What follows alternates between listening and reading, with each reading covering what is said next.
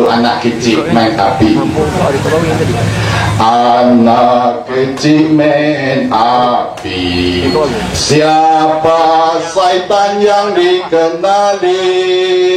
Malaikat yang jahat, tuduhan jahiliah. Siapa galai malua bangsa? Fikirkanlah sendiri tuan-tuan dan puan-puan. Ada pula mantan Perdana Menteri kata, suruh kita undi syaitan yang dikenali, jangan sokong malaikat yang jahat. Saya tak pasti dia pakai mazhab mana, kitab yang mana. Ada pula syaitan yang bagus, malaikat yang jahat. Saya tak ada kelayakan untuk buat komen dalam isu ini, tetapi secara warasnya ada pula syaitan yang dikenali itu baik kononnya. Kalau dia baik sudah tidak dinamakan syaitan, tuan-tuan. Tuan-tuan dan puan-puan yang saya hormati sekalian, sebenarnya saya sekali lagi datang ke Melaka, sebenarnya saya nak ucap macam ni, bahawa sebenarnya pas mengambil risiko, kerana beliau pas di Melaka ni berani menjemput wakil daripada PKR, wakil daripada DAP untuk duduk sepentas memberikan penjelasan yang serupa, memberikan penjelasan yang sejelas-jelasnya kepada semua rakyat Malaysia ini, tuan-tuan dan puan-puan. Saya telah pergi ke banyak kawasan. Bagi pihak Barisan Nasional, mereka hanya UMNO akan mengajak ataupun menjemput warga-warga keturunan Melayu, berikan penjelasannya, kononnya anak kecil sudah main api. Begitu juga dengan MCA, tuan-tuan dan puan-puan.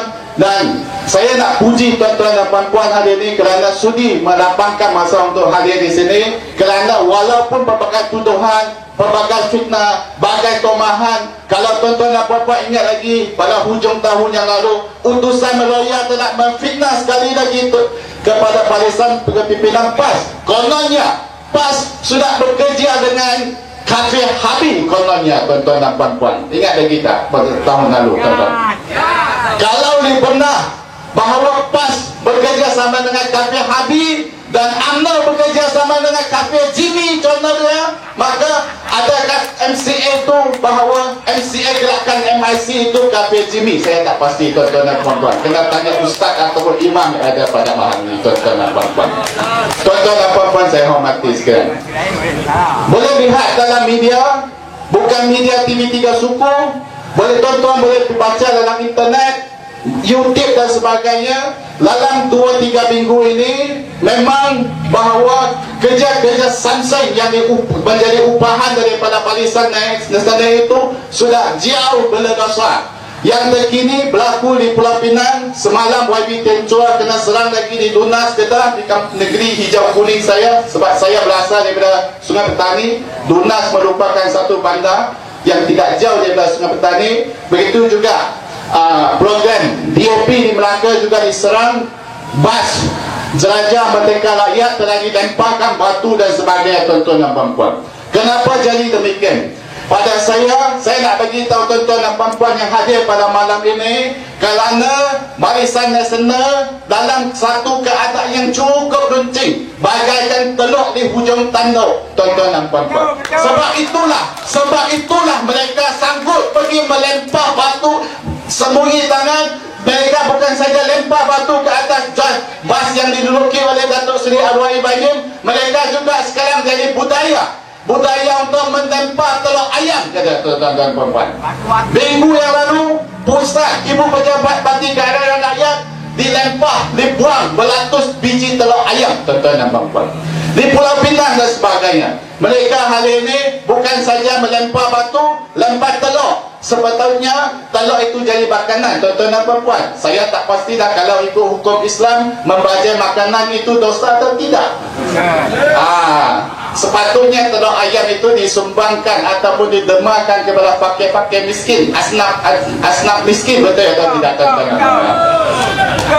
Sebab itulah, tuan-tuan dan puan-puan, disebabkan mereka sudah terdesak, mereka tidak ada pilihan lagi, maka mereka sanggup melakukan tindakan-tindakan yang bersifat jahiliah. Saya sebutkan dalam lagu saya sebentar tadi, tuan-tuan dan puan-puan.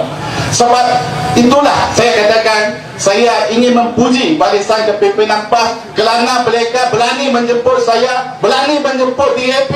Kenapa? Sebab PAS berada di satu landasan yang berani kerana benar, tuan-tuan dan puan-puan.